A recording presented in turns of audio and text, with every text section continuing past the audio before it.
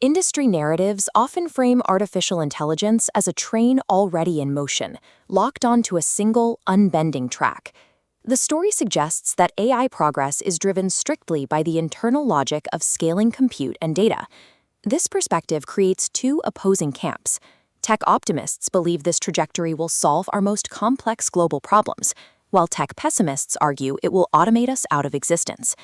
Despite their disagreement, both sides share an underlying assumption, the concept of AI determinism. This is the belief that digital technologies are autonomous forces operating on independent rails, shaping society according to their own internal logic rather than human choice. Researchers at Harvard's Human-Flourishing program identify this assumption of technological autonomy as a fallacy. Technology does not run on its own rails. Treating AI as a self-sufficient entity is an intellectual trap. Because technology is deeply contextual, it must remain subordinate to the goals and cultural values humans choose to prioritize. The Harvard research begins with a specific axiom: technology is a tool crafted by human beings for human beings. This requires us to re-embed technological progress within a comprehensive understanding of human society and purpose. We cannot treat AI as a force we simply observe. To address this, the Human-Flourishing program at Harvard partnered with the Happiness Foundation to develop a framework that aligns AI with human well-being.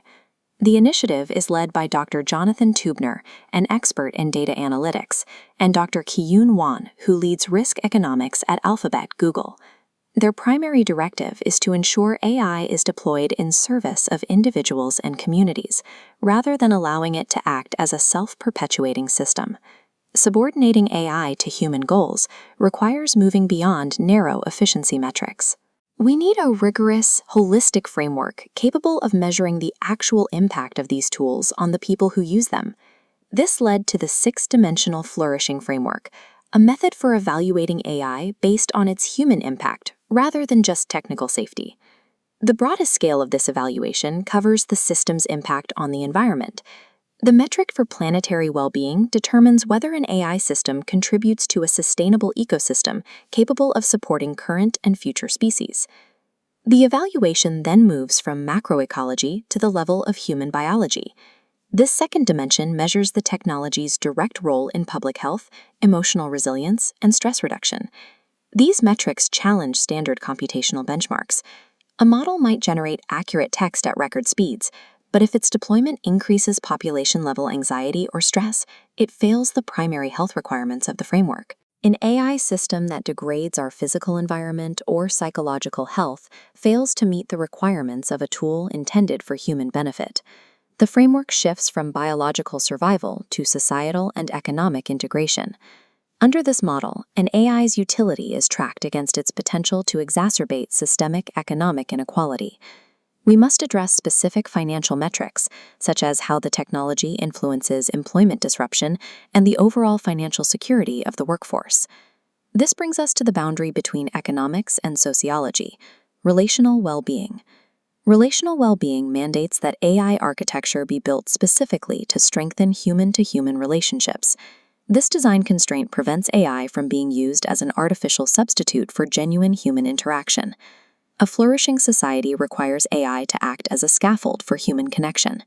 We must reject technologies designed to isolate users or disenfranchise communities. The focus then elevates to how communities collectively govern themselves and find meaning alongside these systems.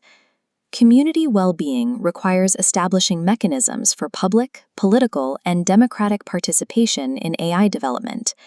This participation is critical in addressing data privacy, ethical data usage, and ensuring that access to these tools remains equitable. These factors lead to the final dimension of the model: spiritual well-being. Within this technical context, spiritual well-being means engineering applications to align with moral responsibility and ethical behavior.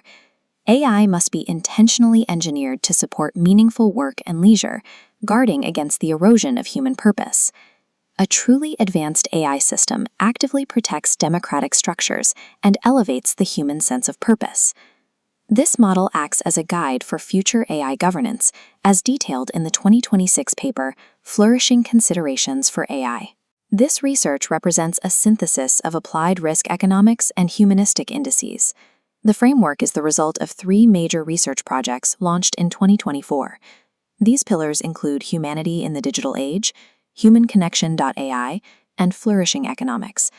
This approach merges hard data analytics with philosophical and ethical evaluation. By integrating economic risk with human well-being, the researchers have transformed abstract ethics into a concrete, measurable governance model ready for industry adoption. The paradigm shift is clear.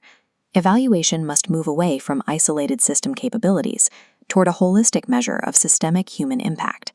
This requires moving past the illusion of AI determinism. Instead of a single, inevitable track, the future of technology is a series of paths that we have the power to choose and shape. By adopting the Flourishing framework, practitioners and policymakers reject the idea that society is a victim of an inevitable technological trajectory. We now have the diagnostic tools and the intellectual framework required to deliberately subordinate AI to our chosen cultural values. Artificial intelligence is a socio-technical system that we must intentionally design for the common good.